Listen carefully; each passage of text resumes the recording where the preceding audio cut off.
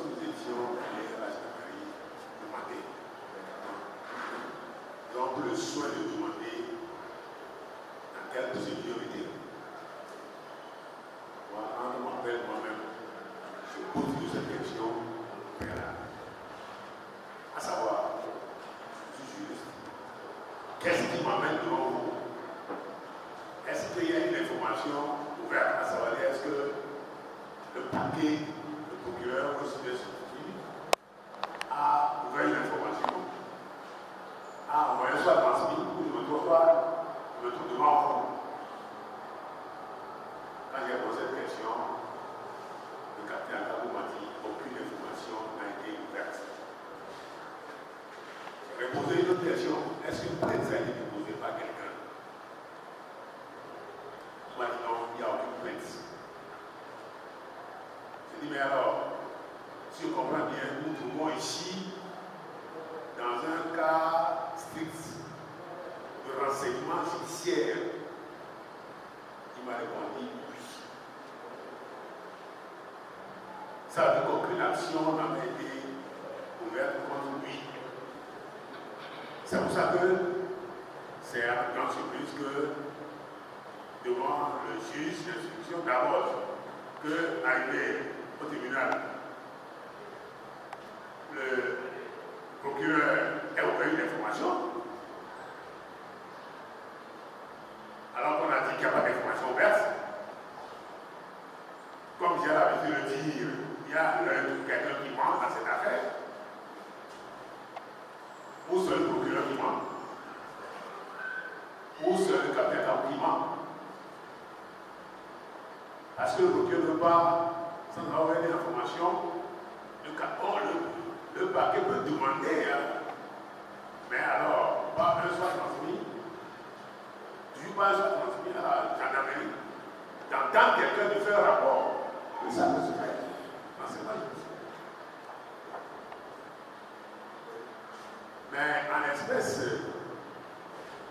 quand on l'amène, tu vois, je pensais qu'on était exactement dans la situation que votre confrère Pedro avait subie. On l'a interrogé, on l'a amené, puis on lui a posé des éclaircissements, puis on l'a relaté. Je pensais que c'était ça. Mais ce qu'il faut savoir, et ça, je le dis, je le répète, j'en suis responsable, on peut m'arrêter pour ça. C'est qu'une décision a été prise d'incarcérer M. Abbas Kawa et le commandant Amman Ouko-Olivier. Une décision a été prise. Et c'est fort de cette décision politique. C'est M. Diouri Kali qui a parfaitement raison. Pour régler des problèmes politiques. Qu'on s'est servi de la justice pour régler des problèmes politiques, ce qui est inadmissible. Quel que soit Alpha, Amman Ouko-Olivier et Abbas Kawa devaient être en partie. Or, le matin, lorsqu'on a emmené Abbas Kawa devant le juge d'instruction, puisque là c'est dans la même affaire que l'affaire d'incendie, une offense avait déjà été ouverte, les instructions sont en cours. C'est normal qu'on emmène, comme c'est dans la même affaire, qu'on amène Abbas Kawa devant ce juge-là. Comme ce juge n'a pas le matin osé d'élever, de serrer un mandat de dépôt devant les explications, les protestations de mes confrères Abedmo et Kali, comme il n'a pas osé le faire, ce qui explique qu'on a tardé avant d'emmener Amman au tribunal. Pour savoir, parce qu'il fallait l'incarcérer nécessairement. Il se peut que si on envoyait peut-être ce même juge, il se peut qu'il n'aurait pas décerné le mandat de dépôt. Alors on l'a amené devant un autre magistrat, instructeur, celui qui est à même réceptif pour décerner le mandat de dépôt. ça que dans l'après-midi, parce que le matin, on avait fini depuis très tôt le matin, on avait fini très tôt. L'interrogatoire avait été terminé, les questions posées, tout était fini, on aurait pu l'amener au tribunal et que ça soit réglé. Mais comme on ne savait pas ce qu'il allait se passer, qu'on avait relaxé quant à Camas, on a entendu, on s'est organisé pour amener devant un juge d'instruction qui a décédé comme lui, comme on a dit. C'est ça qui est grave. C'est-à-dire que nous constatons, ça a été dit que la justice de Colette est au sol du pouvoir politique. C'est inadmissible. Le juge d'instruction est un magistrat du siège. Et en tant que magistrat du siège, il ne dépend de personne dans l'exercice de sa fonction. Il ne reçoit aucun ordre, ni de n'importe quel juge, magistrat, ni de quelqu'un d'autre, même ni de son ministre, ni du chef de l'État, ni de personne. Il ne répond qu'à la loi et à sa conscience. Point. Vous savez, dans un pays normal, c'est comme ça que ça se passe. Vous savez, quand vous expliquez ces choses-là, aux diplômes parfois, ils ne comprennent pas. Parce qu'eux, ils ont dépassé ce stade-là. Depuis longtemps, ils ont dépassé ça. Ouais, les institutions en France convoquent le chef de l'État qui est en exercice et l'interroger. Oui, bon, ça, le juge est libre pour faire ça. C'est son métier. C'est pour ça que les Occidentaux, quand on leur explique les tréfonds de la bassesse qui se passe dans nos pays, ils n'arrivent pas à comprendre. Ils n'arrivent pas à comprendre. Lorsque vous allez expliquer en Europe que le juge d'instruction a reçu des instructions et agit ainsi, ils n'arrivent pas à comprendre. Parce que chez eux, le juge d'instruction n'arrive pas ainsi. C'est ça qui pose problème. En troisième lieu, je voudrais vous dire que le commandant Abba n'a pas encore fait l'objet d'interrogatoire au fond. Il a fait la première comparution et le juge d'instruction doit l'interroger au fond. Ce qui n'a pas encore été fait, on vous a dit qu'on devait le faire le lendemain, ce qui n'a pas été fait.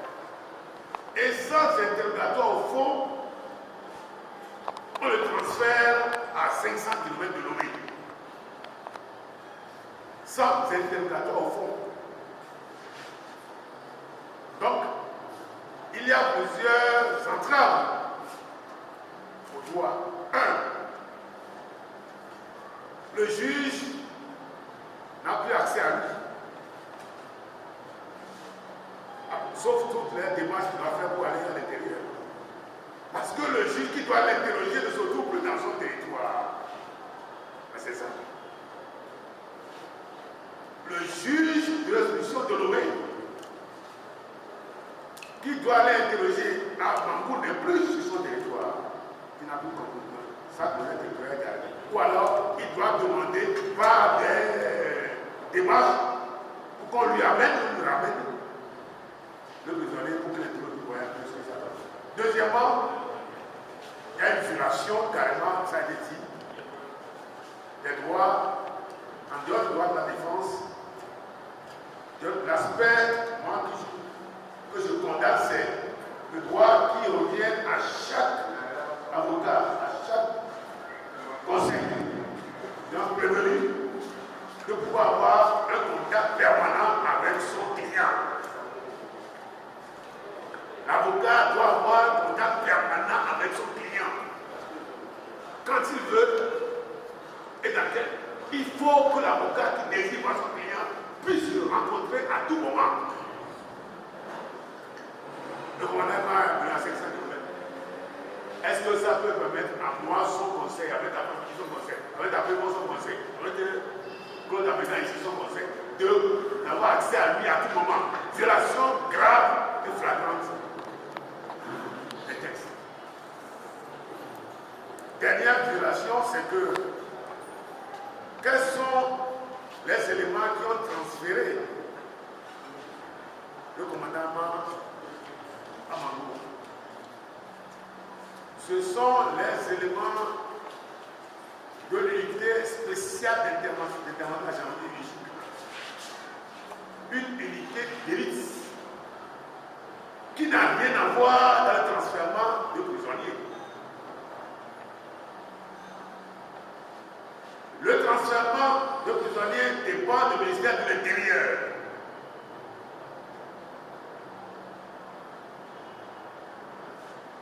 Dans l'intérieur, il y a un ministère de l'Intérieur et le transfèrement est confié aux gardiens de prison, au Togo, aux gardiens de préfecture qui sont les gardiens de prison. C'est eux qui doivent assurer le transfèrement des prisonniers lorsque ce transfèrement est requis et régulier. On confie ça à l'UJIC. Une unité qui est formée pour aller faire des coups durs. Par exemple, lorsqu'il y a des prises d'otages quelque part, c'est eux qui doivent aller faire cela. Lorsqu'il y a des opérations aéroportées spéciales à faire quelque part, oui, c'est eux qui sont chargés de faire ça. Lorsqu'il y a des démolitions, c'est eux qui sont chargés de faire ça. Oui, c'est ça. L'unité spéciale qu'elle forme. C'est le commandant de GIGN français. Vous voyez les agents de GIGN français aller transférer des prisonniers. C'est totalement idiot.